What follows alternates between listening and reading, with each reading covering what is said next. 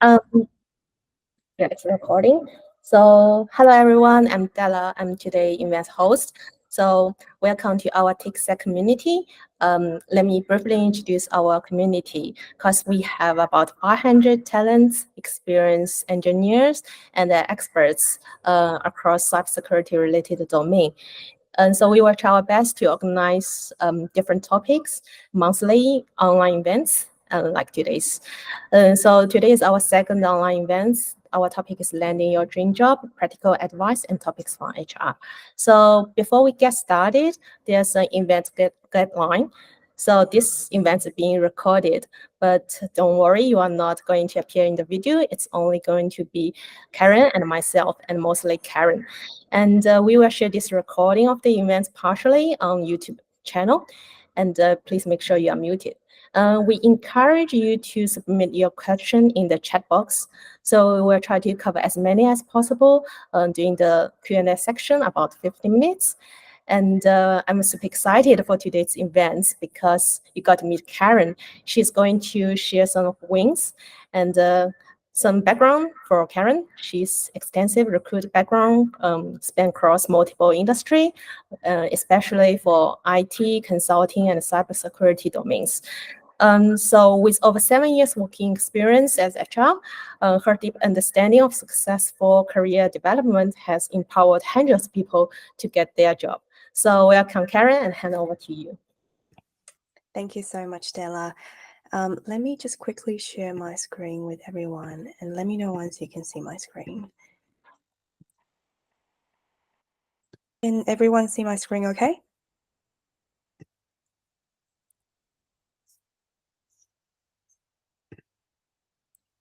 Perfect. All right, let's get started. Hi, everyone. Really lovely to be here today, and thanks so much, Della and team, for having me. My name is Karen, and I'm a technical recruiter at one of the investment banks in Australia.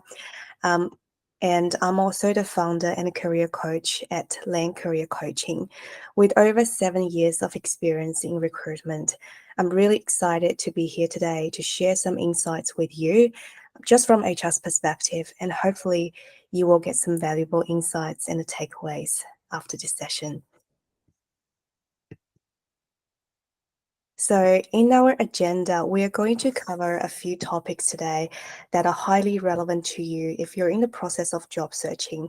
First of all, we're going to talk about visa, how visa impact your job search. And then we're going to talk about referral. And I'm going to explain the underlying logic of referral and how to ask for a referral and what are the common mistakes you need to avoid when asking for a referral from others. After that, we will talk about resume. I'm going to tell you how HR screen technical CVs, especially for cybersecurity CVs, and what are the red flags you need to avoid when it comes to writing a CV. And last, we will talk about what are the key soft skills you need to demonstrate in an interview setting, even though you're interviewing for a technical role.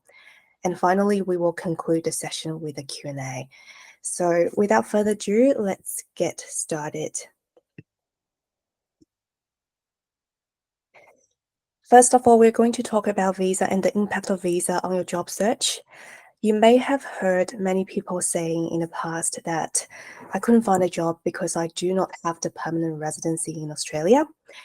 Now, I understand how frustrating it can be to feel that not having a permanent residency is holding back your job search. While it is true that for some employers, they may have specific requirements regarding residency status. For example, if you want to work for a government as a cybersecurity professional, then highly likely you will need to be an Australian citizen to obtain the security clearance. However, for the vast majority of the cybersecurity roles in Australia, as long as you hold a visa that allows you to work full-time, your visa status should not really impact your job search. And the reason for that is in Australia, we're actually short of cybersecurity talents.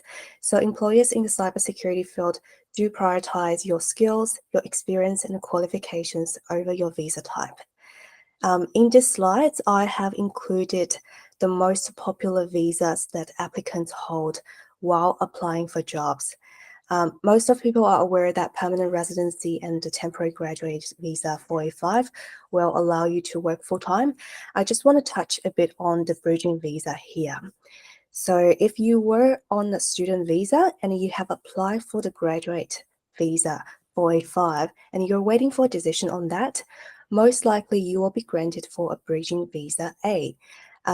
If you have this type of visa, most likely you will be able to work full-time without any restriction. Another visa I want to talk about is the temporary skill shortage visa, which is 4A2. Now, if you're a 4A2 primary visa holder, there's a restriction that you can only work for the employer who sponsor you that specific visa. When you need to change jobs, you need to make sure your new employer is willing to take over your visa transfer.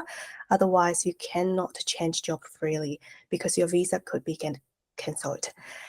However, if you're on a 4A2 secondary visa, so if you're the partner of 4A2 primary visa holder, then you don't have any restriction. You can work freely in Australia without any restriction, and you can change jobs whenever you want. Student visa, this is the visa will allow you to work up to 48 hours per fortnight, and working holiday visa will allow you to work for an employer for a maximum of 6 months. So the specific conditions of your visa can always be checked through Vivo. It's on the top right corner of the screen. If you type VEVO in Google, you can go to the webpage and you can just enter your passport details, and that's going to tell you any work restrictions you have with your visa. So back to the question, does the visa actually have an impact on the job search? The short answer is yes, it does have an impact. However, if you have full working rights and the job market will be more accessible, doesn't matter which visa you're on. So you don't have to be a permanent resident to find a job in Australia. You can be on any sort of visa as long as you have the full working rights. And if you have limited working rights, such as student visa or working holiday visa, unfortunately, the job search could be challenging for you. Okay, now let's dive into job referrals. And I do want to unravel the underlying logic of job referrals for you today. I do get asked a lot about whether a referral guarantee a job offer or an interview, and I'm going to answer this question in the following 2 to 3 minutes. So starting from a definition, a job referral is when someone recommends you for a job. This can be a friend, a colleague, or someone in your network who knows you and think you could be a good fit for a position at their company. Their recommendations can significantly improve your chance of getting an interview. However, it does not guarantee one. So the answer to that question is no, the referral does not guarantee a job offer or an interview. And there are a few reasons why. First of all, even with a referral, you still need to be the right fit to the position. So you need to meet the job requirements and fit the company's needs. If your qualifications don't align with the position, the referral might not be enough to secure an interview. Let me give you an example here. If you were, for example, referred to a security architect role, but you only have 2 years of working experience, it's unlikely that you will get an interview because the expectation for security architect in the cybersecurity industry is you need to have a minimum 5 to 6 years experience. Another reason why referral doesn't guarantee an interview is because of the referral quality. So the strength of the referral matters. If the referee doesn't have a strong relationship with the hiring team or isn't well regarded, then their recommendations might not carry much weight. For example, if you're referred by a key member in the hiring team, or if you're referred by a director of the business, then highly likely you will be shortlisted for an interview. However, if you're referred by a junior employees from, let's say, finance department who's not so relevant to the hiring team, unless your qualification is a great match to the role, it will be unlikely again for you to secure an interview. Last reason why you are not, why the referral is not guaranteed for an interview is because of the application volume.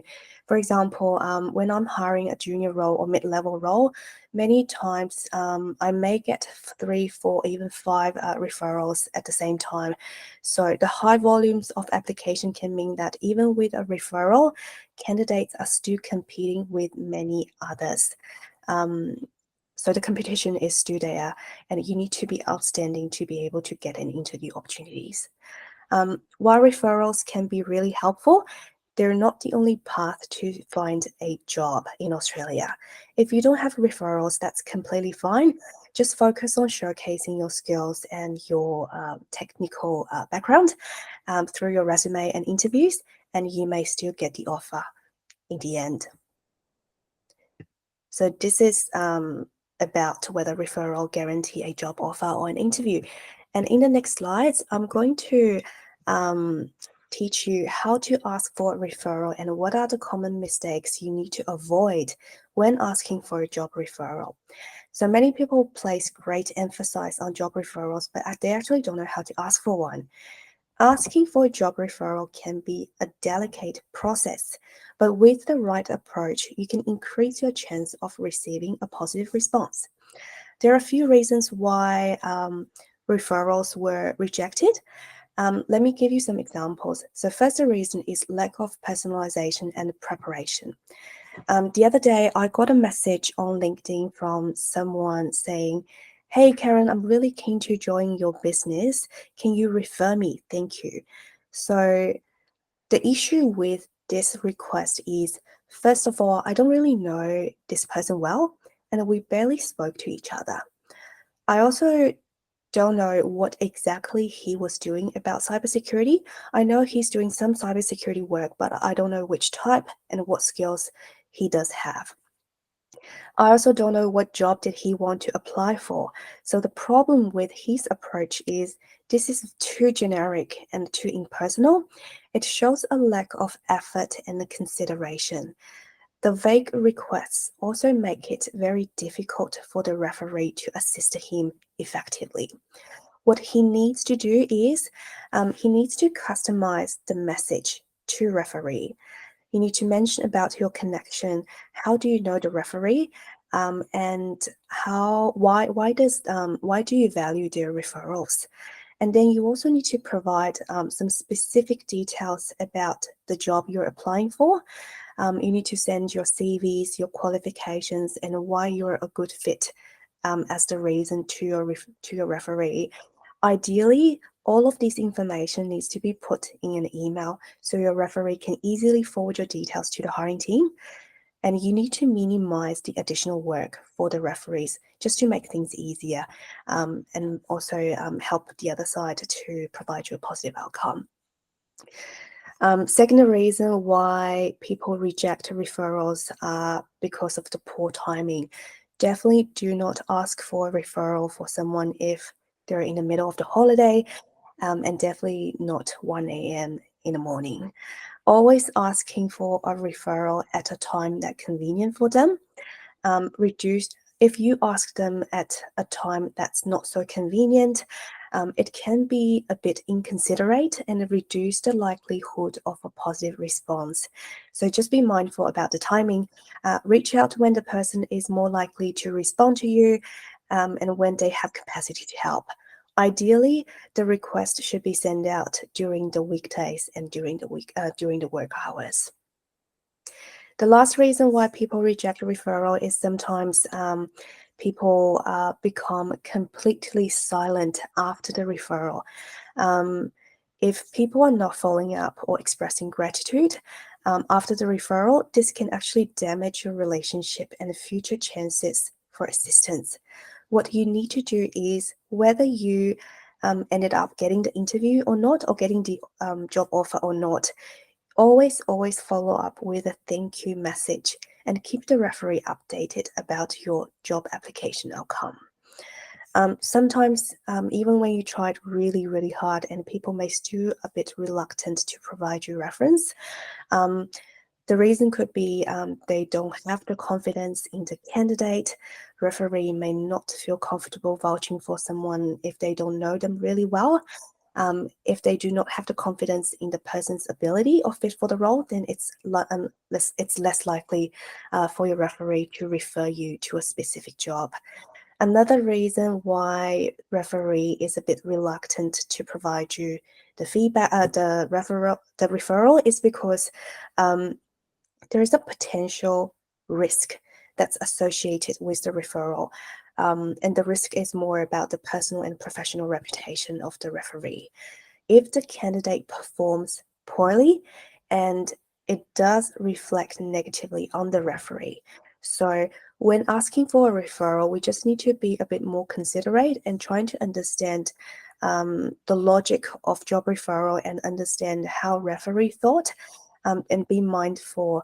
And if in the end you still can't get any referral, don't take it personal. Just feel free to move it on and just focus on showcasing your skills and experience in the interview setting and also on your resume. So this is all about referrals. Now let's talk about resumes. I'm going to tell you how HR screen technical CVs.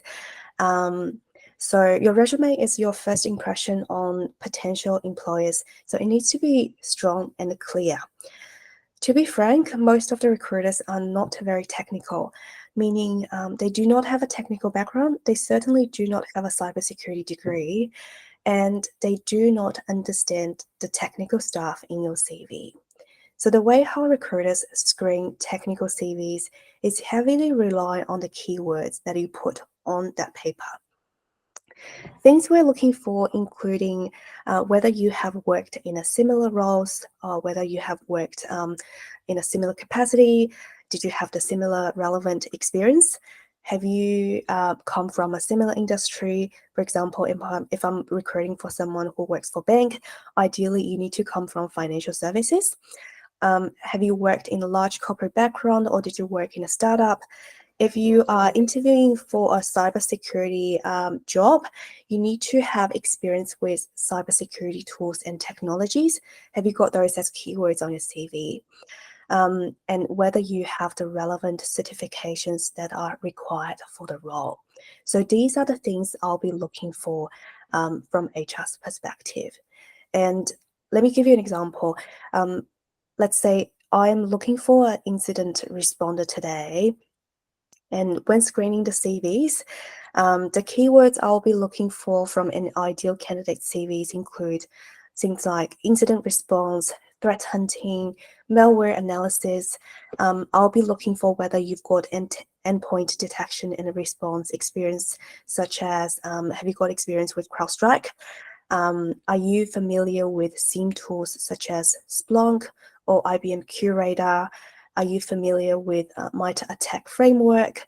Are you certified incident handler? Have you got certifications such as GCIH? So these are the things that I'll be looking for when screening the candidate's CVs. If you don't have those keywords, then less likely you will be shortlisted for the interview. There are also some red flags you need to avoid when it comes to writing a CV. When putting the CV together, you need to make sure you're tailoring your CV based on the role you're applying for. You can find the keywords and the key technical skills that are required for the role from either job advertisement or the job description. So make sure always including those keywords, key technical skills, key technology stack on your CV. If you have any employment gaps that are longer than 3 months, make sure you put some explanation on your CV. Just 1 or 2 sentences should be more than enough. If you've gone on a holiday, or if you've taken a career break, or if you were away from work for personal reasons, make sure to explain those gaps in your CV. If you have changed jobs frequently in the past, or if you have short tenures at multiple companies, when I say short tenures, I mean less than 12 months in each business. You need to make sure you explain why, because the frequent job changes can mean you're not very stable when it comes to when it comes to looking for a job, and it can cause concerns for employers. If it's fixed term, make sure you put fixed term on your contract. If it's something, for example, if you were redundant from one of the previous roles, make sure you put redundancy. That's not going to negatively impact your opportunities to be shortlisted. Instead, it will clarify HR's concern when it comes to CV screening. Some candidates do not have or have a very limited number of certifications on their CVs. Unfortunately, when it comes to technical CVs, the certifications do play a huge part in it. It does not mean everything. So certifications doesn't mean you have the skills, but it will increase the opportunity for you to get the interview. If you are a junior candidate in the cybersecurity industry, having a certifications can tell employers that you're keen to learn. You don't have to complete all of the certifications. Instead, you can let the employers or just put on the CV what you have already completed and what you're working towards to, so your employers know you're keen to learn, and they're more than willing to hire people who's got willingness to learn. If you're a senior candidate in the cybersecurity space, having a certifications will add additional credibility to your existing career history. So certifications is important to put on your CV. Last but not least, your CV needs to be very easy to read. It doesn't need to be colorful, it doesn't need to look beautiful, but it needs to be easy to read and well formatted. Try your best to avoid any spelling errors or grammatic errors, because these things does matter. Some hiring managers are pretty put off if you have spelling errors or grammatic errors, because even though you are interviewing for a technical role, there are still some documentation work may be involved in your day-to-day job. So make sure your CV can demonstrate your good written English skills. So this is about resume.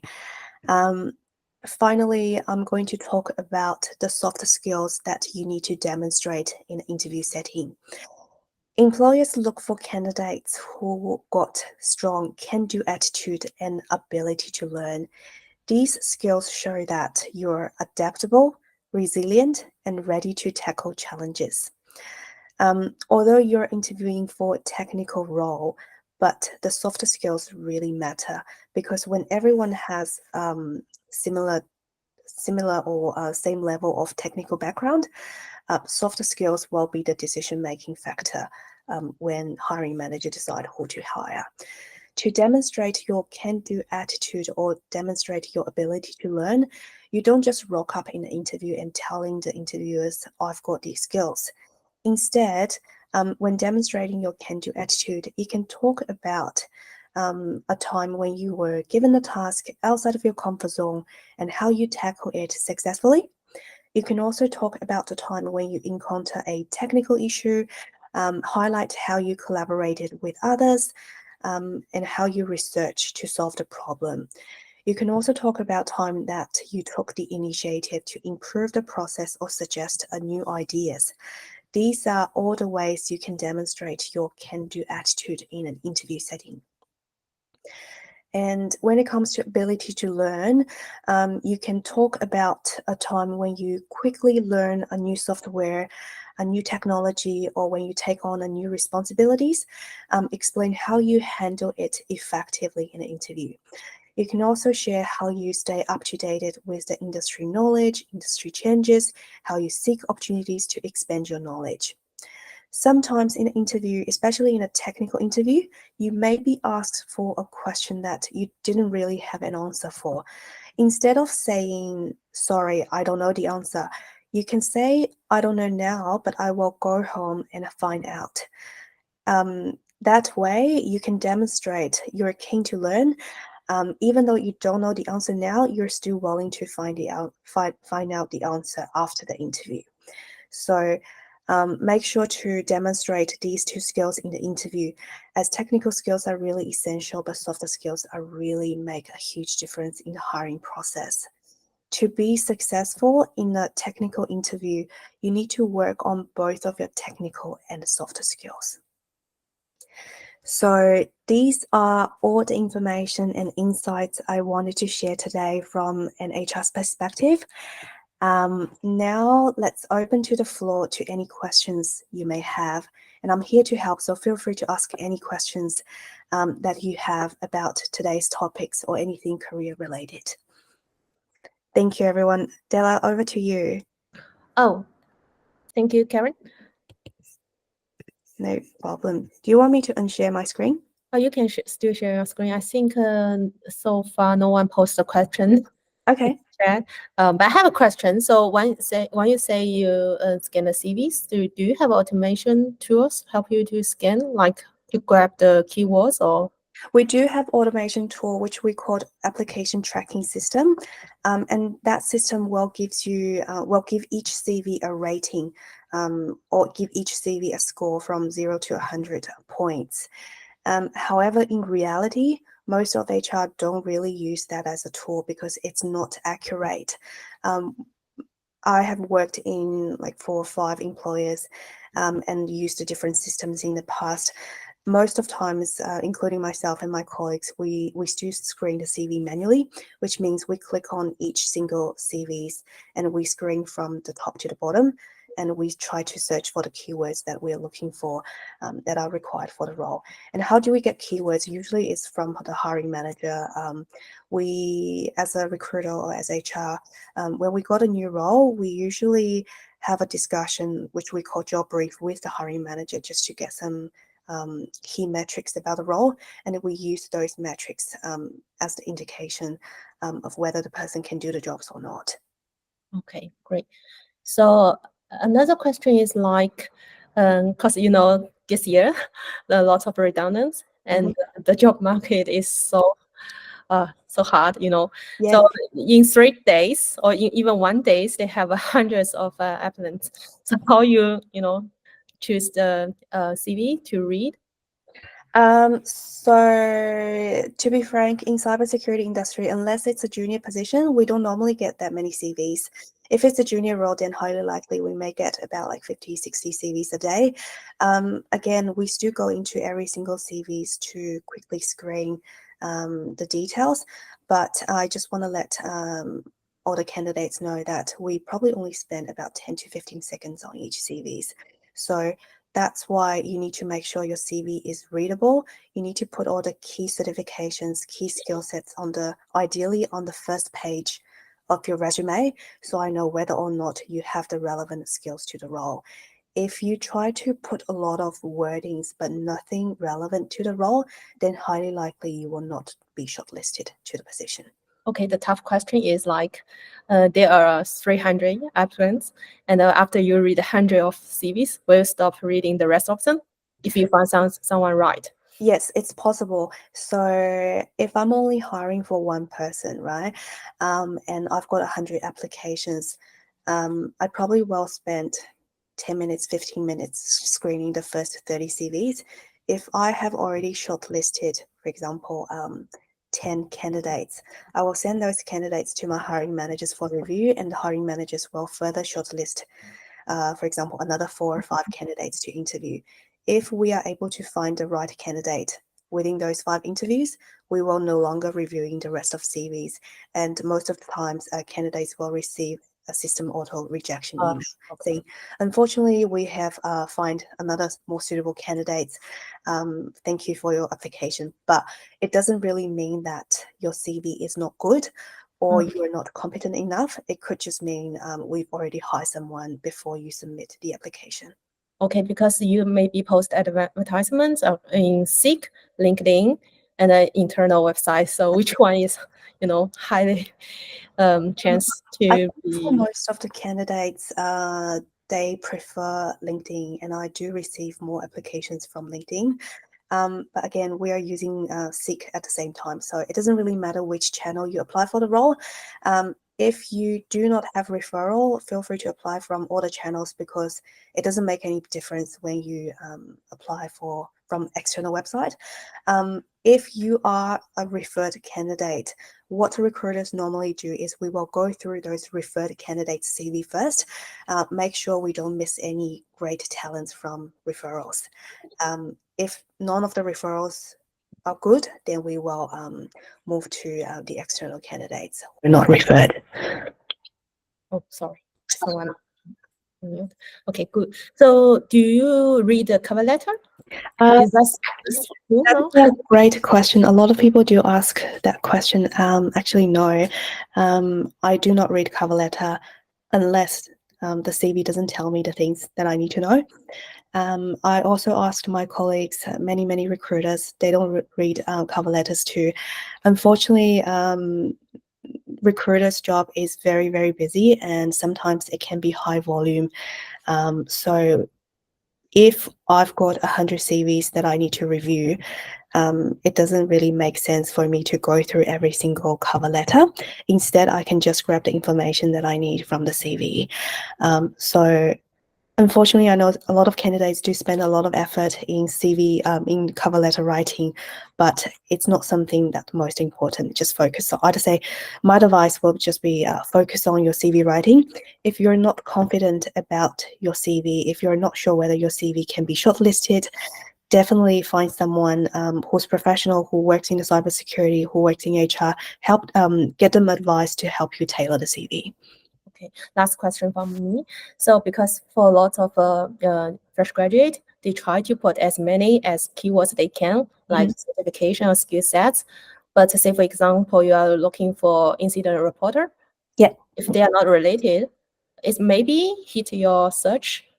But do you think it's a disadvantage for other parts? So for a junior member, if you try to put too many keywords or if you try to put all the skill set in cybersecurity on your CV, it doesn't really make sense because interviewers or the hiring manager know that there's no way you can gain that much knowledge within a 2-year period, let's say.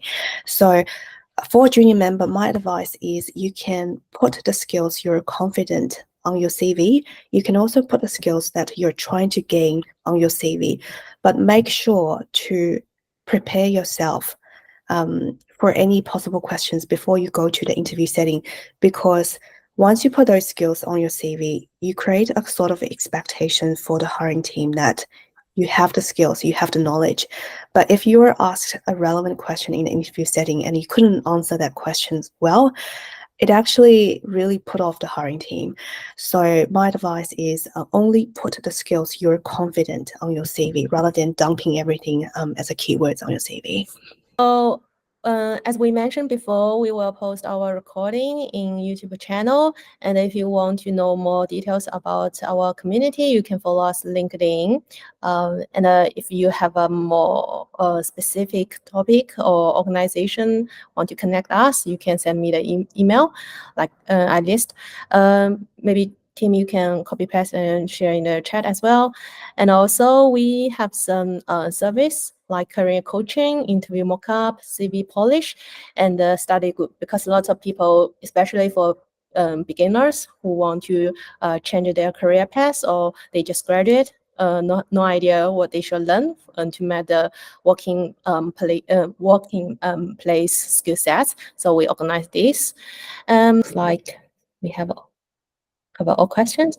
So please do us a favor if you like our online meetup. So can you give us a positive review in our meetup group and this event.